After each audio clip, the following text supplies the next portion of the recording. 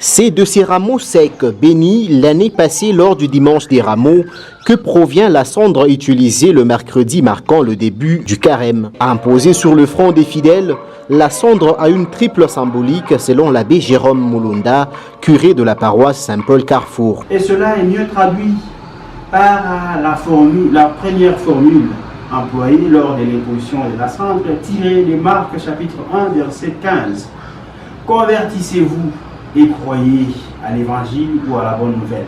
Donc en nous marquant de la cendre sur le front, c'est tout d'abord une invitation solennelle de l'Église à la repentance, à la conversion ou au repentir. Et la deuxième symbolique de la cendre, c'est la faiblesse, la fragilité de l'homme, la petitesse de l'homme, et je pourrais même dire la vanité de l'homme devant Dieu. Et cela est mieux traduit aussi par la deuxième formule qu'on emploie toujours lors de l'imposition de la cendre, qui est tirée de Genèse chapitre 3 verset 19. Souviens-toi que tu es poussière et que tu retourneras en poussière. Et la troisième symbolique, c'est le relevé de nos péchés, accompagné plutôt de la pénitence. C'est à cela que nous invite l'imposition de la cendre sur nos fronts en ces débuts de carême. Ce temps fort de prière pour les catholiques allant du mercredi des cendres au samedi saint dure 40 jours, sans compter les dimanches, a-t-il renchéri. De ces 40 jours, les dimanches de carême ne sont pas comptés.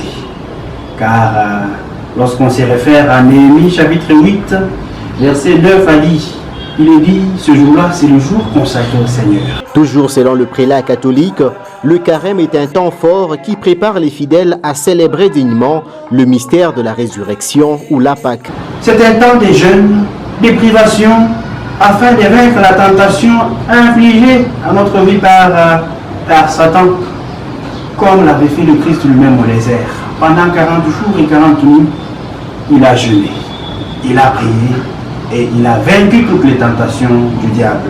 C'est aussi un temps de purification, un temps de sanctification, un peu comme au temps de Noé.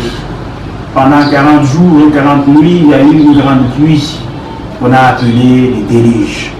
Et cela, c'était en vue de la purification de la création, de la sanctification de la création. Et ce temps nous est offert dans l'Église comme un moment privilégié pour notre foi, en vue de nous purifier, de nous sanctifier, pour être digne du nom précieux des chrétiens que nous portons. C'est comme une marche, un cheminement à travers le désert. Et dans ce cheminement, nous quittons de l'esclavage.